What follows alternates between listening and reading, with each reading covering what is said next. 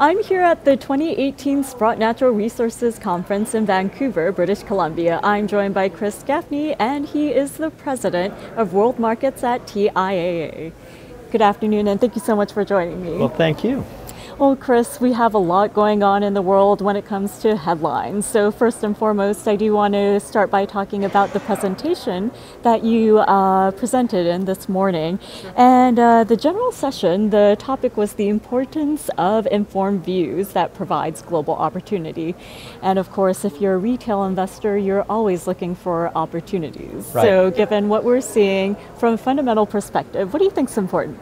Well, number one, diversification. I think it's, part of my presentation goes on about modern portfolio theory and what alternative assets can bring to a portfolio. So it's very important to have at least a portion of your portfolio invested into asset classes that aren't correlated, that move differently from stocks and bonds and the typical traditional asset classes. So a couple of those are currencies and precious metals, and precious metals are very popular, of course, at this conference, and so there's a lot of people that will share their opinions on precious metals.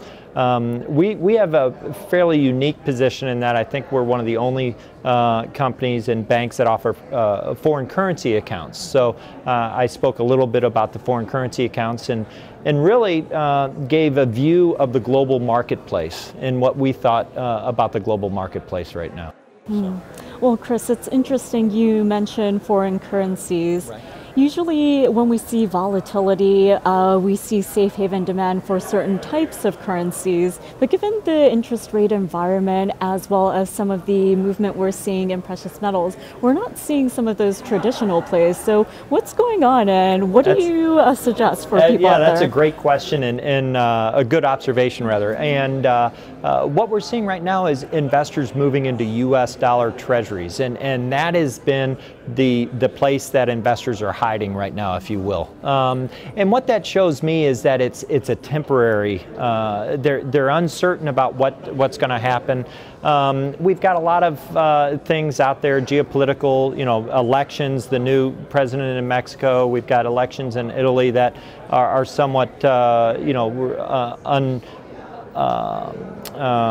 it's not fixed yet what's going to happen there. We've got the continuing tensions with Russia and the whole situation there. So there's a lot of geopolitical events, and typically you'll see investors move into precious metals as a safe haven, or the Swiss franc, or even the Japanese yen. But right now, most of the movement has been into the U.S. dollar and U.S. treasuries, and we've seen the 10-year rate continue to drop, and that's where people are hiding right now. I think that going forward, if we get more trade wars, more talk about geopolitical tensions, you'll see traditional safe haven investments flows back into gold and some of the commodity-based currencies.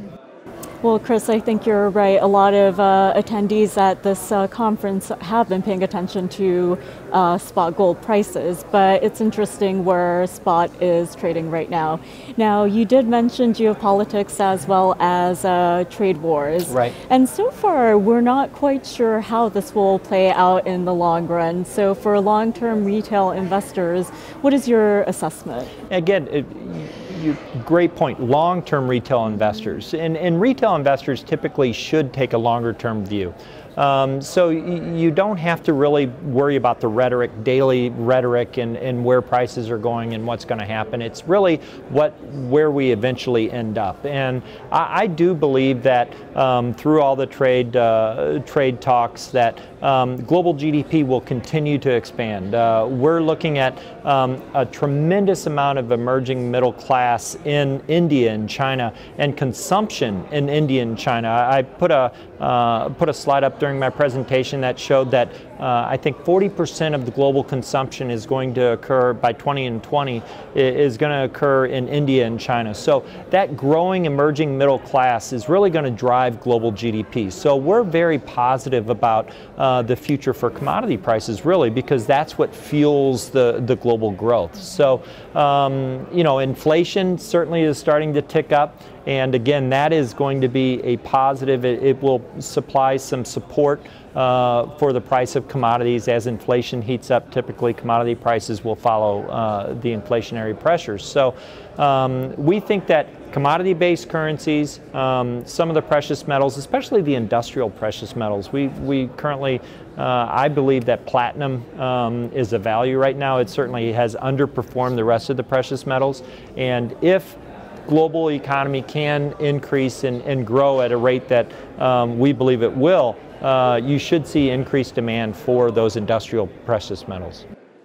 Well, now that you've given us your perspective on precious metals, I do want to move over to another commodity that we haven't touched upon, and that is oil. Sure. Now, that is black gold to some, and many people are watching where prices are going. From a geopolitical perspective, of course, we're paying attention to supply disruption as well as sanctions with the other countries. So we'll have to keep that in mind.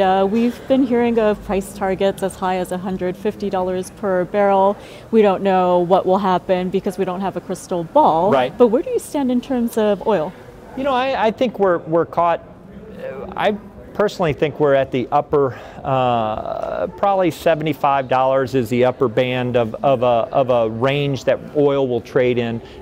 It's really a question of supply and demand. Every time you know, you get that price to rise, I think that, you know, the U.S. producers in particular and shale producers can bring that production back online, and so it's really offsetting some of the production cuts that some of the rest of the world is making.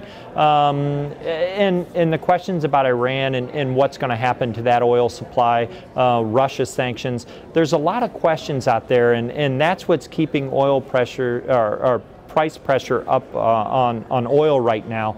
A lot of supply questions, a lot of, and then the demand questions with the trade tensions, and higher interest rates. Will higher interest rates and trade tensions cause global demand to decrease as the economy slows down? I think those are overblown right now. I think the global economy is going to continue to grow. So demand side, I think, is going to stay high. That's going to keep oil in a fairly narrow range. I don't look for these very large, wild swings. And so my price target's probably a little below what some people think. And it is summer driving season, so Right. we know that many consumers will be paying attention to how much they pay for a tank of gas. Last but not least, before I let you go, I do want to ask you about passive investing. A lot of retail investors are in ETFs, Sure. and that could get risky as we move on forward. You mentioned inflation risks. We know what's happening in the rate outlook for the Federal Reserve, Right. and rate differentials may come into play. But in the long term, what do you say to very passive investors out there who haven't been paying attention and they're okay where they are? Yeah. You can't go to sleep. I'm a fan of index investing. I'm a fan of passive investing, but you have to have a plan, and you have to have a good plan. And I like to work with investment advisor in order to do that. Professionals can help you lay out that portfolio plan and make sure that you're allocating a correct amount to each of the different asset classes. And then after you do that allocation, you can't just sit back. You have to go look at that portfolio and do some rebalancing every once in a while, because as the equity markets have increased, most portfolios are probably over allocated to equities now because that value has gone up. As other parts of the portfolio has dropped, especially commodities, you're probably under allocated to those. So in rebalancing a portfolio, you take some of your gains off the table and invest them into some of those asset classes that have dropped, and you bring it actually creates a better dollar cost averaging into those asset classes. So it's important not to just set it and forget it. You have to continue to look at your investment. Well, Chris, I think that advice is easier said than done because I know when you're doing well, it's always difficult to take money off the table. But thank you so much for your insights today, and enjoy the rest of your stay at the conference. Thank you very much.